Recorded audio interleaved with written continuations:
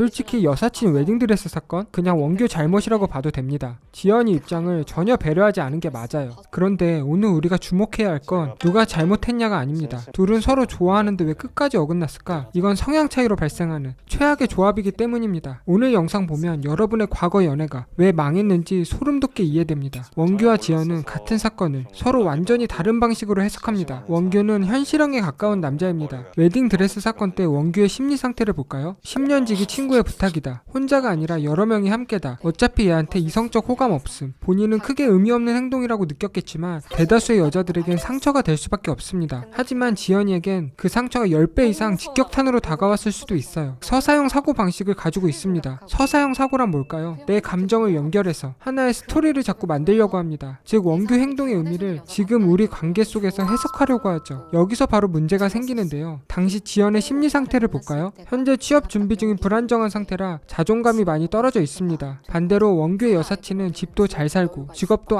안정적입니다. 원규 주변은 나만 빼고 모두 여유 있는 것처럼 느껴집니다. 그럼 어떻게 될까요? 서사형인 지연이 입장에선 원규 행동이 앞으로 나와의 관계에서 무슨 영향을 끼칠까 해서 시작돼서 굳이 여사친의 웨딩드레스를 봐주러 간다는 건 나에 대한 마음이 변한 게 아닐까? 상상할 수 있는 여지가 너무 크다는 거죠. 사실 웨딩드레스 사건이 핵심이 아닙니다. 이미 그 전부터 서로의 민감도가 한계치에 있었고 이 사건은 터질 게 터진 방아쇠 역할이었을 뿐입니다. 원규가 기존 회사를 그만두면서 혼자 1박으로 여행을 가고 싶다고 했습니다. 지연이는 왜 못 가게 했을까요? 힘든 시기를 겪고 있으니까 더 못 가게 했을 겁니다. 현재 나한테 남아있는 유일한 안정축이 통제 밖으로 사라지는 게 불안하니까요. 나랑 시간을 보내는 게 더 중요하지 않나? 이제 애정이 식은 건가? 서사형은 자연스럽게 머릿속에 스토리를 그려내는 능력이 있기 때문에 불안함이 커질수록 더 극단적으로 예민하게 행동할 수밖에 없어요. 이 순간부터 통제는 지연이에게 이기적인 행동이 아니라 불안을 막기 위한 자기 방어 기제로 변하게 됩니다. 원규는 현실형 쪽입니다. 지연과 완전히 다릅니다. 눈앞에 닥친 상황에 집중하고 어떻게 해결하는지에 더 몰입하기 때문에 상대 감정을 늦게 느낍니다. 그럼 어떻게 될까요? 상대가 어떤 불안함을 가지고 있는지 잘 모를 뿐만 아니라 지연이의 간섭, 통제를 감정보다 먼저 느끼는 거죠. 그래서 원규 같은 현실형 남자들이 자율성을 통제받는 걸 극도로 싫어하는 겁니다. 원규가 처음으로 2주 휴가가 생겨서 혼자 여행을 가겠다고 지연이에게 말했습니다. 이 상황에서 불안지수가 높아진 서사형 여자는 왜 둘이 아니라 혼자서 여행을 가지? 나에 대한 마음이 변한 신호인가? 이제 버림받는 거야? 확대 해석을 할 여지가 커질 수밖에 없다는 거죠. 불안함이 커지면서 머릿속에서 나만의 스토리가 더 그려집니다. 그럼 어떻게 될까요? 1단계, 여자는 불안해서 남자를 더 조인다. 2단계, 남자는 숨막혀서 거리를 둔다. 3단계, 여자는 그 거리를 관계가 끊어지기 직전 신호로 받아들이고 더 세게 통제한다. 4단계, 남자는 통제받는다고 느끼고 이전보다 더 강하게 멀어진다. 이건 남녀의 문제가 아니라 성향의 문제입니다. 반대 상황도 충분히 일어날 수 있습니다. 현실형이 남자, 서사형이 여자인 조합이 많다 보니까 이런 케이스가 더 많이 보이는 거죠. 즉, 자율성에 민감하게 반응하는 쪽과 관계에 예민하게 반응하는 쪽이 계속 서로를 자극하면서 악순환에 빠지는 겁니다. 이 무한 루프에 빠지잖아요. 아무리 서로 좋아해도 오해가 쌓이고 상처 주면서 헤어지게 될 확률이 높다는 거죠. 만약 둘 중에 한쪽에서 이 악순환을 먼저 끊을 수 있었잖아요. 지연이는 굳이 원규의 여행을 막지 않았을 겁니다. 그럼 원규도 통제받는다고 느끼지 않았을 거고 지연이와 더 시간을 보내고 싶었을 겁니다. 결국 통제가 심해지는 과정에서 다툼이 생기고 지연이도 원규 눈치를 보기 시작했겠죠. 울며 겨자 먹기로 여사친의 웨딩드레스 보러 가는 걸 허락해줬을 겁니다. 하지만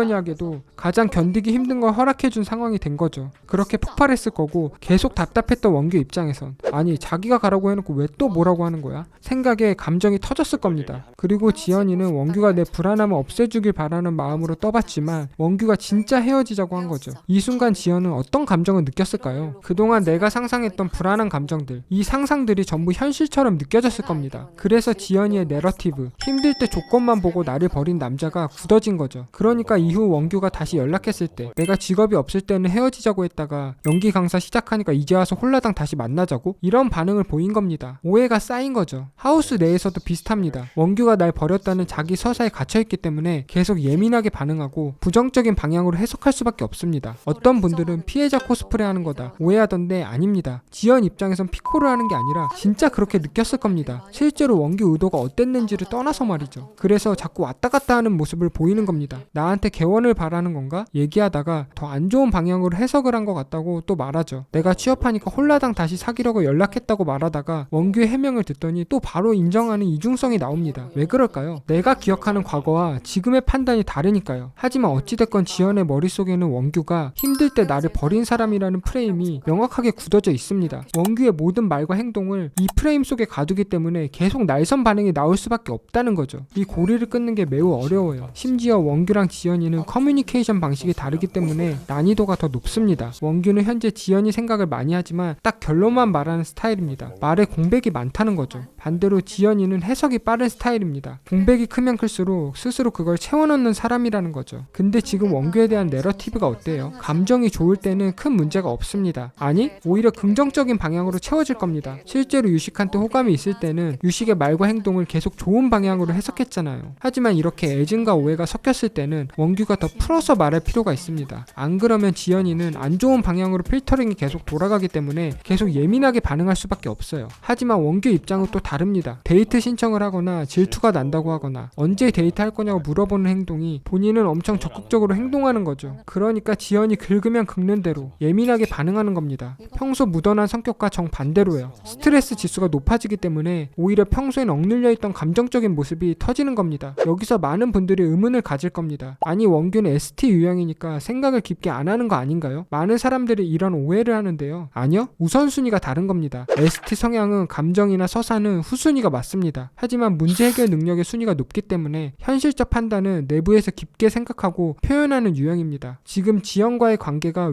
위기이자 문제라고 인식하고 있기 때문에 더 깊게 생각하게 된다는 거죠. 다만 문제는 생각에 비해 말의 내용이 너무 적다는 거고요. 더 많이 표현을 해야 하는데 다 생략하고 말하니까 지연이는 계속 오해를 할 수밖에 없어요. 그리고 원규는 또 이 문제를 해결하고 싶은 마음이 강하기 때문에 부정적인 지연이 반응에 더 긁히는 거고요. 헤어질 때 과정을 보면 원규의 잘못이 더 커 보이는 게 사실이긴 합니다. 하지만 원규 입장에서도 나름 오해를 받는 게 있죠. 지연이에게 개원을 원했다던가, 직업 때문에 헤어졌다던가, 취업하니까 만나려고 홀라당 바로 연락을 했다던가. 사실 원규 입장에선 그래서 더 적극적으로 못 다가가는 것도 있습니다. 그리고 애초에 ST 쪽은 팩트를 말하는 스타일이라 기억에서 금방 잊혀집니다. 반면에 NF 쪽은 감정과 스토리를 자연스럽게 풀어내기 때문에 듣는 입장에서도 훨씬 몰입도가 높을 수밖에 없어요. 그래서 원규는 명확한 팩트를 표현해야 하는 의료인을 직업으로 갖는 거고, 지연이는 전달력이 중요한 연기를 하는 거겠죠. 하지만 서로 성향을 파악할 수 있잖아요. 양쪽이 모두 진심이라면 오해는 수직하락할 수밖에 없습니다. 그래서 연인끼리 대화가 중요하다는 거고, 많은 분들이 회피형을 보면 발작 버튼이 눌리는 이유이기도 하죠. 실제로 이런 문제로 오해가 쌓이고 이별하는 커플들이 정말 너무너무 많아요. 어느 정도냐면요, 하도 상담을 많이 해서 제가 답안지까지 따로 정리해놨을 정도입니다. 그래서 저는 오늘 영상이 많은 분들에게 분명히 도움이 될 거라고 확신합니다. 그냥 단순히 누군가를 욕하고 싶어서 클릭한 분들에겐 죄송하지만 저는 그런 방식으로 조회수를 올리고 싶진 않습니다. 제 경험과 지식을 통해 여러분들이 더 성장하길 원합니다. 지금 좋아하는 사람이 있으신가요? 이 영상 내용을 이해하면 정말 다시는 같은 이유로 헤어질 일이 없습니다. 앞으로는 손해보지 않는 연애만 하도록 만들어 드릴게요. 구독하고 다음 영상도 꼭 기대 부탁드립니다.